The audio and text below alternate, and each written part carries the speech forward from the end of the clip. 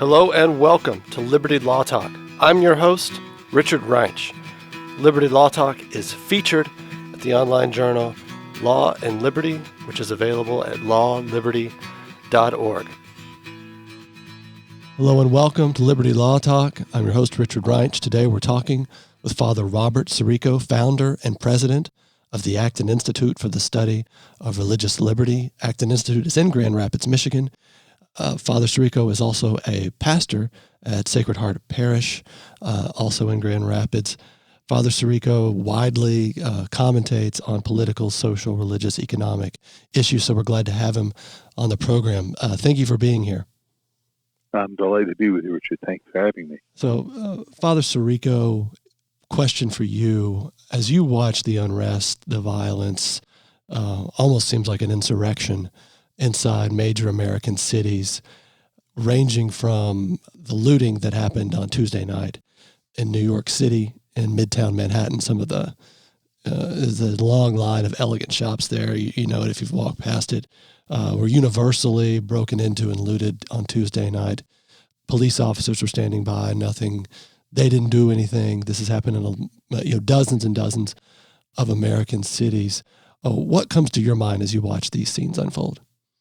Well, I think unlike a lot of Americans, there are a whole bunch of things that come to my mind. And I think where it begins is, of course, with the scar at the founding of the United States. The American founding was basically a set of ideas that are rooted in human liberty. They're ideas derived from the natural law. They're not inventions of Americans, but they are something encoded in all human beings, and that is the notion of liberty, of equal dignity of all human beings. And somehow with our founding, and I understand the historical precedent that slavery was part of human society for eons before the American experiment, but nonetheless, in this new experiment, we had it. And I think that has left an horrendous legacy, more cultural perhaps now than legal and structural. I know that's a point of real debate with a lot of people, but I insist that it is cultural prejudice that people have. And I think that's manifested in what happened to Mr. Floyd and a whole list of other people, particularly black men, but also other minorities. So I think in order to understand the riots, you have to kind of back up and see that these actions on the part not just of police, but on the part of our culture, give some semblance of justification for the protests. They in no way give, and for the same reasons, by the way, in no way give justification for the kind of violence and looting and destruction of property that we have seen in the last few days. So we have to hold both of these things in tension with each other and see the common base of them, that is the violation of human rights, human dignity, and the property that human beings hold. So, and having said all of that, and I know we are just in the midst of it right now, I am very suspicious that there is a disciplined, organized group of ideologues, probably many of whom are not African American, who are exploiting this circumstance. I think we've seen some evidence of that already emerging thanks to the iPhone culture that we live in. I should also just mention that even here in Grand Rapids, which is a relatively harmonious community, we had this kind of violence, and the Acton Institute was in the middle of a lot of it. In fact, they tried to break our windows. They broke windows on either side of us. They weren't able to because our windows are pretty sturdy. So we've seen it even locally. I've read about the violence in Grand Rapids as well. Indianapolis, where we are, faced a severe bit as well. Let me respond, though. we had riots, as you recall, in 1968. I think it went into 1969 in major American cities. This coming after the Civil Rights Act, the Voting Rights Act, the Great Society. These riots happened, the Watts riots in L.A., where there were active attempts to bring particularly young black men into the economy, teenagers even into the economy. 50 years later, we're kind of still here with this sort of, I mean, your answer sort of surprised me in a way, because I guess my thinking is at what point is this no longer a reality in America, given everything that's been done or attempted to be done? And one of the things that I note that sticks out in my mind, Minneapolis, where this started, is a progressive city. It has an incredibly progressive leadership class. It has been run by Democrats for decades, all proclaiming that they're going to do good things, and they've tried to do good things. And yet, this problem happened. The riots happened. Do you ever wonder that yourself? When is enough enough? Well, I think this is a complex topic, so I'll just try and tease out some of the elements of it. I think the origins of the civil rights movement, going back well before 64, emblemized, to my mind, by the letter from Birmingham jail, for Dr. King's letter from Birmingham jail, the religious leadership of the civil rights movement, the call at that time of human dignity, the commitment to peaceful protest. One of the most powerful of the demonstrations of that era was a boycott, an economic withdrawal of economic power against businesses. I'm thinking of the buses in Memphis, and the withdrawal of economic power to show that we can remove our economic support. All of these were free actions of people protesting the prejudice. What happens after that, I think 64, 68, even before then, really, is a kind of an institutionalization of a different vision of society, and the fact that many of the civil rights leaders themselves transformed into the acceptance of this notion that is a more state-oriented resolution to social issues rather than a harmonious economic free resolution of these issues. I think that institutionalization, that progressive approach, which then morphs into the Saul Alinsky and even more radical forms of leftist resolution to these things, this exacerbates the problem. It sets up class warfare, racial warfare as the solution. It becomes a rather than a win-win game, it's a win-lose game. Yeah. And it's political, not religious in its orientation, not moral. Now it becomes political. And that transformation, I don't think enough people have really thought about enough to see how that has produced what we're seeing here and now. There could have been an ongoing resolution to this that was impeded by the interventionist state.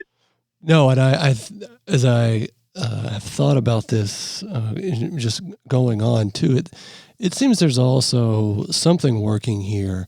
I was reading yesterday, 300 black men died violent deaths in the city of Chicago in 2019 at the hands of other, they had black assailants who killed them, which dwarfs by orders of magnitude those who died at the hands of Chicago Police Department, and dwarfs by orders of magnitude those who were even unarmed, and we don't know the facts there. And it comes to mind, so we don't protest those deaths. We don't even mention them. But George Floyd's death, horrific as it is in the video, and I understand the media, but that becomes everything, where these nationwide protests, there are protests in Canada. I'm reading there's a protest in Amsterdam today that drew thousands of people. Right. This all, to my mind, speaks of But now we want to use a new language, 1619 Project, intersectionality, systemic racism. Right. That's a term I've heard dozens of times in 2 days. Yeah. And it's almost as if, and now we're going to remake institutions like the police, a traditional institution, a hierarchical institution of its very nature, into what we want it to be. And that concerns me going forward. I mean, I'm very concerned right now about the unrest, but when the unrest ends, and now the progressive, political, bureaucratic, legal class turns the wrench even more because systemic racism. I agree with you completely that all of this is the result of that kind of statist presumption. What I think is very important is that believers in the free society, conservatives, if you will, classical liberals, begin with the acknowledgement of the reality of racism. It seems to me that is a given. And the reality of racism isn't lessened by the fact that blacks die at higher rates at the hands of other blacks. It doesn't take away from the reality, the broader reality of racism in society. In fact, it may be a part of that. The erosion of the culture, particularly the culture of the family, the absence of fathers in the homes that produce all of this kind of thing. But I think we need to be the leaders in calling for a proper resolution to this rather than leaving it at the hands of progressives who are going to only exacerbate and extend this because there's a great interest on the part of politicians to have this kind of friction. Indeed. And this kind of division, because then they can justify the programs and the political power. And look at how they have, in effect, seduced religious leaders into becoming politicians. I mean, Jesse Jackson and Al Sharpton are classic examples of men who begin as ministers and end up as politicians. This is civil society versus political society. Question for you. So 2020 has been an interesting year, not a year that any of us, I think, will recall fondly. We start the year with an impeachment. We then end impeachment and we go right into the corona crisis. Now the corona crisis, as far as I can tell, has been placed on the back burner, and we're in the midst of civil insurrection. Right. And through it all, our country is extremely divided. In fact, it at times seems like we cannot even speak to one another, speak to those we disagree with. Impeachment, you might expect that. That's going to be bitter no matter what. Not so much in a pandemic. You should think we would know. We would kind of coalesce around a set of policies and approaches. And then now you would think, okay, an insurrection, we'll call it, in major American cities, you should know what to do. You put it down.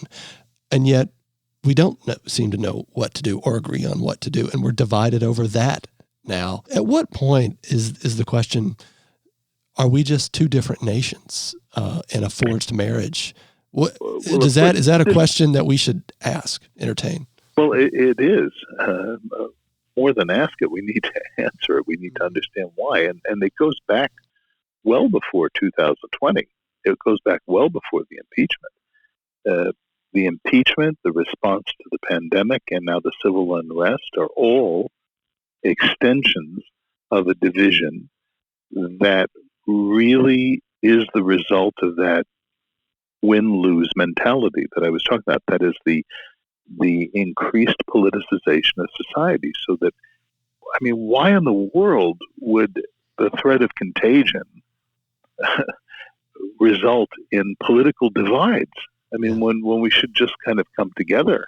Exactly. But it has, because our institutions of healthcare, our institutions of civil government, our institutions of medical research, and the production and all of the regulation that's attached to things like the production of masks or sanitizers, all of this has been politicized, regulated down to the minute details. So of course you're going to have division, because society itself has been eroded, and the political apparatus has taken over. We think that everything that needs to be done socially is to be done through the agency of the state. And this produces more and more division because it is what I said earlier, a win-lose situation rather than the market, which is a win-win situation where you persuade people to engage with you economically rather than force them, coerce them, regulate them to do so. Yeah. Well, I suppose maybe a more positive way of looking at this is those of us who do believe in markets or in a freer society are posing those arguments in a powerful way, such that we're having this divide. I think in a way that there is still something in America kicking and pushing against this project that's ongoing. It prompts a question. I know throughout your career, you've had involvement with American liberalism. How do you see it changing? How has it stayed the same over the past, since it really emerged as the new left in the late 1960s? When, what do you see as its goals now? I think that they have made great strides in society. I think the movements that I was involved with, and when I was involved with them, were marginal at the time. Yeah. It wasn't a step up in social status to be involved in the left-wing movements that I was associated with. It is now. They're well-funded, well-organized. They have people well-placed throughout government. But I think corporations even. And corporations have been quite, you have this competing phenomenon of woke capitalism. Yeah. So yes, it's all over the place. My solution to that is education. It's helping people to understand that these well-intended, because I do believe that a lot of these people, even the kids on the street, I'm not talking about the ideologues who are there to intentionally create violence, who come armed and ready for it. But the kids who want to be supportive, these white kids from the suburbs who come in and break windows, that if you get into their heart, and now maybe this is a pastor speaking, yeah, they don't want to see people discriminated against. They don't want to see people marginalized, disrespected. But they haven't been prepared intellectually to understand how you bring about harmony in society. They think the only way to do it is to rip everything down. That's the easiest thing in the world to do. Yeah. To rip things down is easy. To create. The other thing, let me say, I alluded to the violence in Grand Rapids. One of the things I don't think has been highlighted at all in Grand Rapids, at least. So the riots took place last Saturday night as we're speaking. Sunday morning, I knew that this was going on right around the Acton Institute building. Before I celebrated Mass, I went downtown and surveyed the downtown area and wanted to see the Acton building to see what had happened. As I say, the Acton building really wasn't hit very much. But you know what I saw on the streets? Hundreds of people sweeping things up, bringing coffee, bringing pizza, taking shards of glass and throwing them in canisters and dumpsters and stuff. And that was spontaneous. That wasn't organized. It was just the cultural sense of this city. We will function. We will clean up the mess you guys have made. And that's the culture that we have to build once again. That's what made America great. That's what makes any civilization great, is this unified culture where people are winning and winning together. Yeah. It seems as well there's now a very aggressive attempt, although this has been a part of progressivism going back to its fathers in the late 19th and early 20th century. Woodrow Wilson obviously comes to mind. And what I mean here is this attempt to remove us or to disestablish the American founding as on its own terms and to give it new terms or evolutionary terms, progressive terms. Yeah. And that now has reached to a very popular pitch in the 1619 Project. We've run, a lot of publications like Law and Liberty have had authors comment on it. It's been universally panned by well-regarded historians, Gordon Wood, James McPherson at Princeton. They have really just pulled this apart. Economists have pulled it apart in some of its claims. But the root argument is we're built on slavery, and we're built on racism, and our economy grew so fast because of slavery. This is just part of the American project, is oppression. This is sort of becoming a mainstream view. And it just sort of sparks to my mind the question of, this is its own virus. And we can do our patient work at Liberty Fund, at the Acton Institute, other institutions come to mind. But now major cities are taking the 1619 Project and putting it directly into their curriculum. Of course, they have declining student enrollment, but there it is. And it sort of, to my mind, sparks a question. There's great disagreement and anger at the American founding. We also see it on the right. And you and I both know about essays that have been written in a journal called First Things, founded by Father Newhouse, actually to defend American democratic capitalism. Now the journal seems to be turning against it, or has turned against it. Yes. Very significant thinkers, an endowed chair at Harvard Law, Adrian Vermeule. I could name a lot of people here also turning against the American founding, and also really against markets as well, wanting a strong administrative state, a corporatist state. So this is also going on the right, but it's not as impactful yet. Your thoughts here on kind of what all this means and what to make of it? Well, I think it's good that you have linked those two tendencies, these currents in American society, because I do think philosophically they share a certain overlapping DNA, if you will. And it requires a certain historical amnesia to maintain their arguments, because what we know about American slavery is that it was eroding because, surprise, surprise, slave labor is not as effective as free labor. Yes. It's not as productive. It's not as dependable, reliable. So aside from the moral arguments against slavery, the economic argument against slavery is that it impedes creativity. It represses spontaneity and the resolution of problems. Slaves don't want to work. They're not insightful. They're not going to be insightful and risk. And the mentality of slavery, it's not the same thing. I don't want to make a moral equivalence. But if you want to make a cultural observation, the modern cultural manifestation of slavery is in the bureaucracy. People who feel like they're drones and they're not the entrepreneurial culture. So I think this pointing at the American founding as though slavery was intrinsic to it is false. And I'm not an academic historian. I'll leave the details to those capable folks. But what I can observe just overall is people who are going to reject the emphasis on freedom.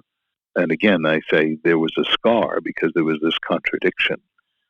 And it was the contradiction between the statist mentality and the entrepreneurial mentality right at the founding.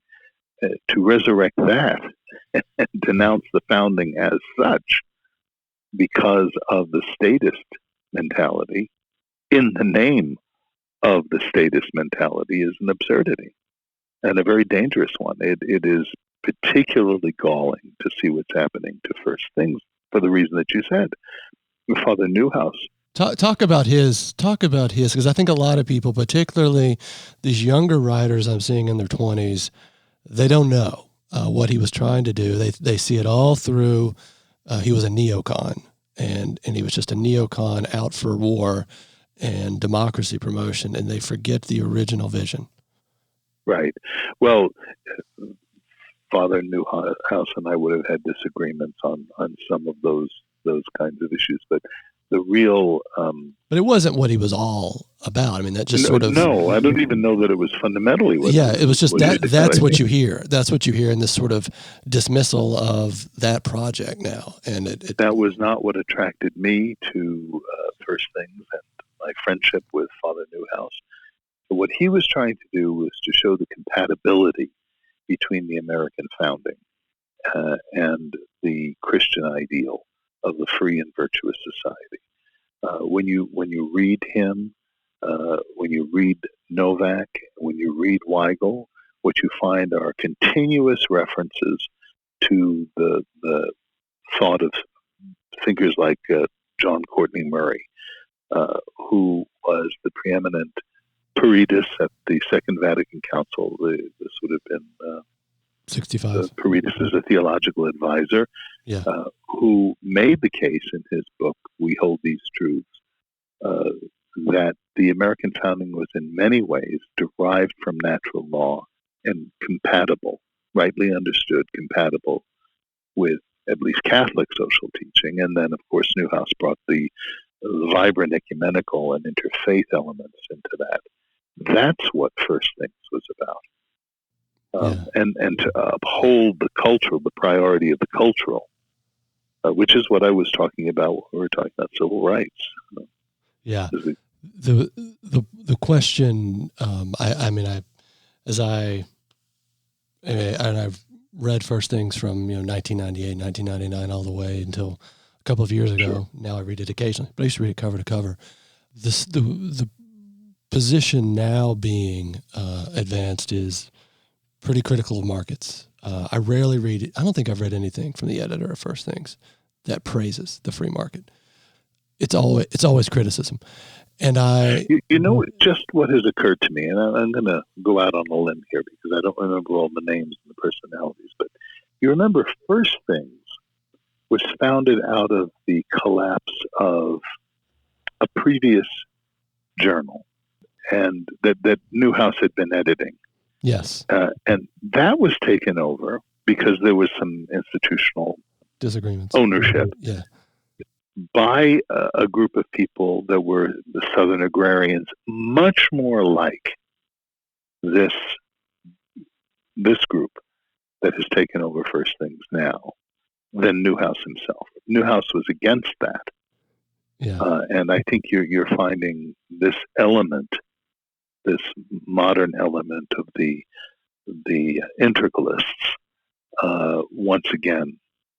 It's another coup. And I had never said that publicly or really even thought about that, but as we're talking, it occurs to me that that's what happened back then at the founding in 1989. I remember it very well. No, in fact... Newhouse was locked out of his offices. Yeah, no, I've heard that story. Yeah, though they showed up and they were locked out and their equipment was on the street, I think.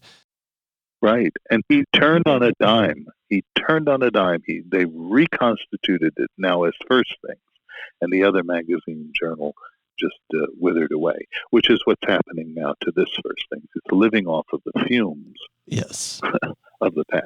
The current editor of Chronicles, which is published by, I want to say, the Rockford Foundation or the Rockford Institute, was... That was the group. Which published the journal that Newhouse left. But the current editor of Chronicles has basically said things have come full circle. In a recent piece, and I thought that was right on, and that's sort of what you're saying. The point here too, woke capitalism is working here. I think there's a lot of there's a sense that the breakdown, the arguments that are around these groups of thinkers, that breakdowns in the family, breakdowns in community, all of which somehow could be explained, and it's almost a fideistic notion. If we just reintroduce industrial jobs back into America, and that'll give us middle-class incomes, and people will get married again and have children. Right. And then with that will come religious participation and vibrant neighborhoods. And this is really to skip a lot of steps and to ignore the nature of markets. And then as I've written, it actually doesn't even make a lot of sense with the data. I mean, the data doesn't even support this, apart from just the logic of free markets. But my sense here, though, is it's what is motivating this underneath is it's really largely a turn against American ideas and practices that have guided us since our founding. They want, there's a desire for something else. Well, there is. I don't know exactly what it is that it's a desire for. Yeah. But it's something other than what the family and the culture that protects the family and the institution of private property is all about. It was Marx and Engels. Actually, it was Engels who kind of collected a lot of Marx's writing to produce a book called The Origin of the Family, Private Property, and the State, in which they were denouncing these things. So it's the state that was against these institutions, not the market.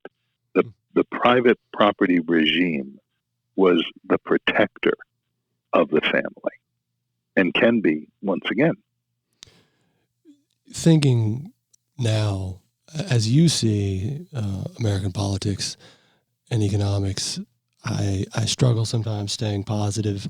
What are you looking to, or what gives you hope? And I know one answer to that question, but as you see these things moving forward, what comes to my mind is there really are no new ideas. We seem to be just fumbling around in sort of a loop of ideas, movements that have spanned for decades.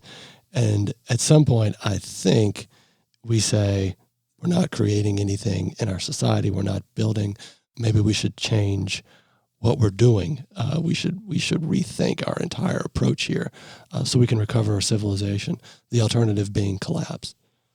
Well, I do think we need a radical change in our society. The question is, what is that change? And it seems to me that if we're going to confront the realities that are ahead of us, once we get through this period of the fear of the contagion, which is exacerbated by the centralization of government in the response to it, when we get past that, we need to ask ourselves, what is going to adapt our culture to the challenge, the ethical challenge that's going to be presented to us in, for instance, artificial intelligence. This technology is not going away, and this technology is not evil in itself. Mm-hmm. What we need to do is see the human person as the priority and the director of the technology. And the technology doesn't alter nature. It simply is going to be directed by us, or this kind of searching around that you've described, this wandering in the wilderness, so to speak, and that could become deadly dangerous. Now, if you were asking for a word of hope, it's that those solutions that are being proposed across the board, both on the right and on the left, that center on the state as the solution to the problem, will fail. There is no doubt in my mind that they will fail. They have always failed historically. Sparta was not as rich as Athens. Yeah. North Korea is not as rich as South Korea, not as vibrant. By rich, I don't even mean just financially, I mean culturally. Yeah. And that will stagnate. And as it stagnates, people will look for answers. And I think we can propose, what the American founding derived from a more ancient understanding of human nature and society, which is the natural law. Father Robert Sirico, thank you so much for joining us. We appreciate your time. Great to be with you. Thank you, Richard.